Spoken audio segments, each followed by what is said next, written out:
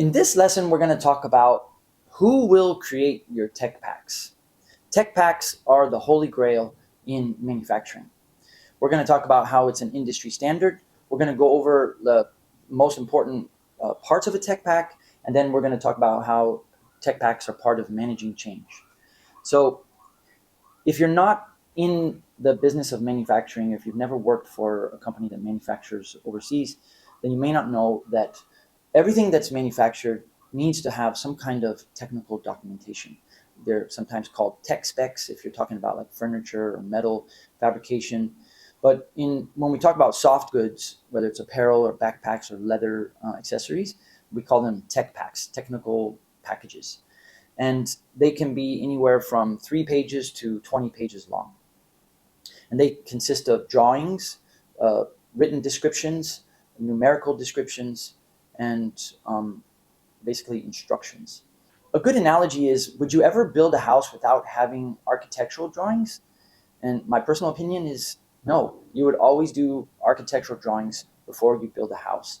And doing whether it's a men's dress shirt or a sports bra or a backpack or a leather purse, the same principle applies. You would want to have drawings and technical descriptions to make it easy for the factory to understand what it is that you want made, and also have a way throughout the production or construction process to reference if things are going to plan. Let's go over some basic parts of a tech pack. So here you see the cover page, and at the top is just some basic administrative information to help everybody just stay on board and know like which style you're talking about, which season you're talking about, know who the designer was. And if you look in the very top, the third column on the right, it has the size range and the sample size. And that's a very important part of that. It's a very important piece of information that the factory needs to know in order to start making samples. You can see that the M is in brackets, and that means that the sample size is medium. And that'll be the size that the factory will do in order to make a counter sample to decide if they can hit the quality that you need and move forward. Then you have the sketch. Those are known as flat sketches. And people go to school and take courses and classes to learn how to do flat sketches properly. And now you can go online and just Google for like garment flat sketches, and you'll find websites that have a catalog of flat sketches that you can download for a small fee. If you're like proficient at Adobe Illustrator or Photoshop, you can download it in those file types and make small modifications to your specific design. But if you don't want to do it yourself, then you need to hire somebody who knows how to do garment or backpack flat sketches. But it just gives the factory a visual to understand what the product is. Then you have the bill of materials. So follow along with me from left to right. You have the items, and this is just everything that needs to be purchased in order to make this product happen.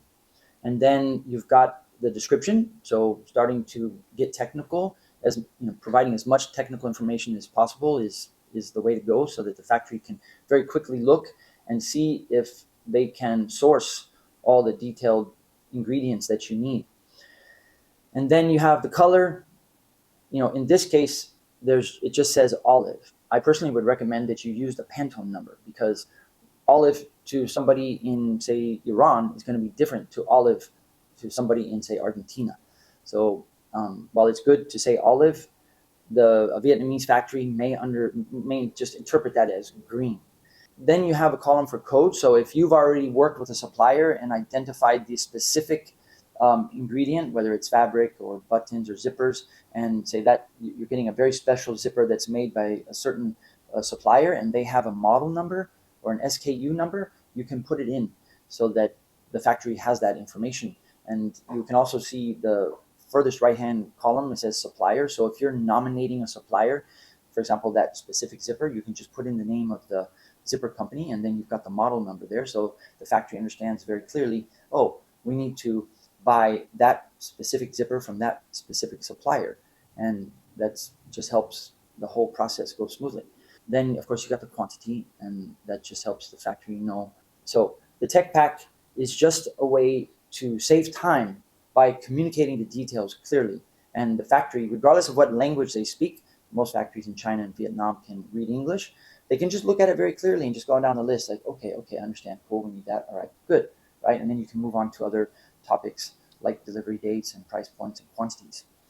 So that's just the cover sheet of a well-done tech pack. Notice it's done by techpacks.co, and they're my go-to recommendation if you want to hire a third-party company to make tech packs for you.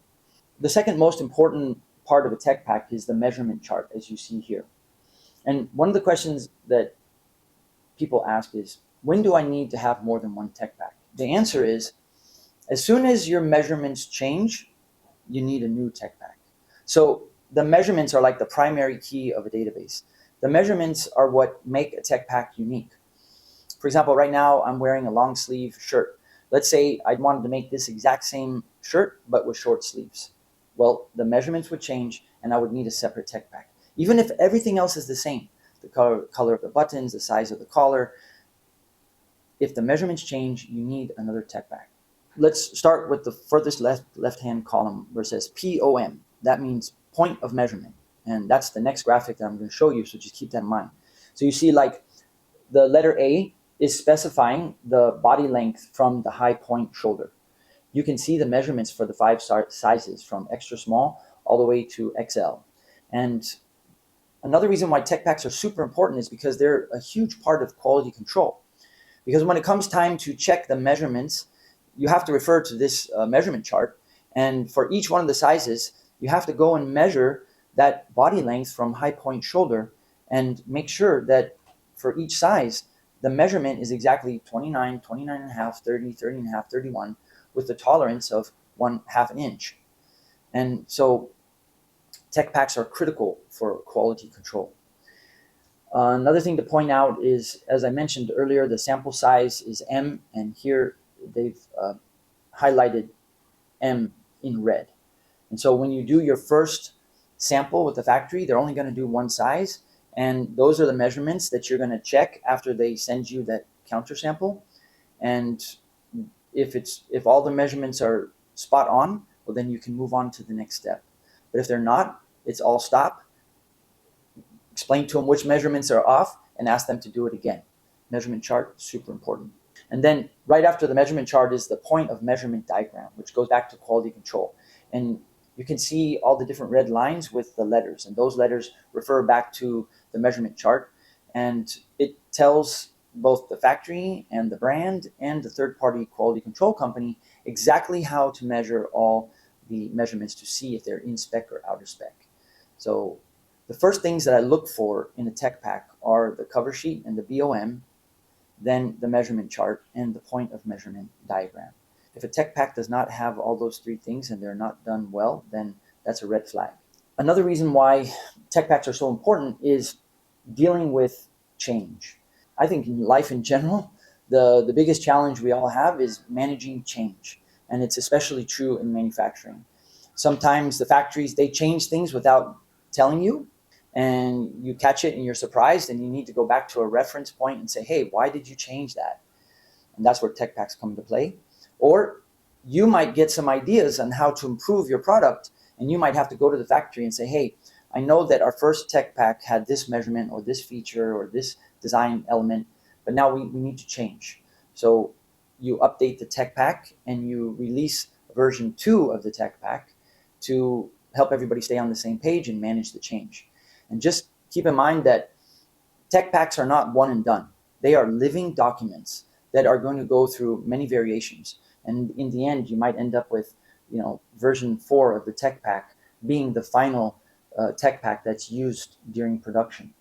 I don't recommend that you do tech packs yourself. I recommend that you hire a third-party company or a freelancer. The third-party tech pack company that I recommend is techpacks.co. And one of the reasons why I recommend them is that if you go to their website and click on the pricing page, they're very clear about their different product offerings or service offerings with their price breakdown. And I would use that as a reference when you're thinking about how much am I going to have to pay to have these tech packs made. But you can also go to LinkedIn and you can just search for fashion tech pack creator or backpack tech pack creator. You'll find a lot of people that do that as a service and on a freelance basis. You can also go to Upworks or Fiverr, Fivr. A tip is that when you negotiate with the freelancer, always confirm that the final product will be delivered to you in the original software format. So for example, if the tech pack creator is going to make your tech pack in Adobe Illustrator, make sure that they deliver to you the Adobe Illustrator file, not a PDF. Or if they do it in Excel, make sure they are in the contract that they will deliver to you the Excel file, not the PDF. The reason is, as I said earlier, you're going to have to make changes to the tech pack. And it could be a simple change like changing one number in the measurement chart, or just changing some verbiage in the care label or the packing instructions. And what you don't want to have to do is go back to that freelancer that charges $50 an hour or more just to make a very simple change in the tech pack. And in order to make those changes, you need to have the original file format. And you need to be able to open that file in the software. So if it's Adobe Illustrator, you need to have Adobe Illustrator on your computer and know how to use it, or at least have somebody on your team that has Adobe Illustrator and knows how to make modifications to an Adobe Illustrator document. So that's my insider tip based on my experience. So there's a lot more that goes into tech packs, and in this course, I'm not going to spend more time going into details, but I've written a book called Make Tech Packs in Vietnam. It took me 3 months to write based on 10 years of experience, and I just systematically go through all the different parts of a tech pack, explain why they're important, what are the options that you have to put in there as information, and I just give you a bunch of tips and tricks. And it's available as part of this course in the resources. In the next lesson, we're going to be talking about quantity breakdown list, which goes hand in hand with the tech pack to ensure your success the first time you meet with the factory. See you in the next lesson.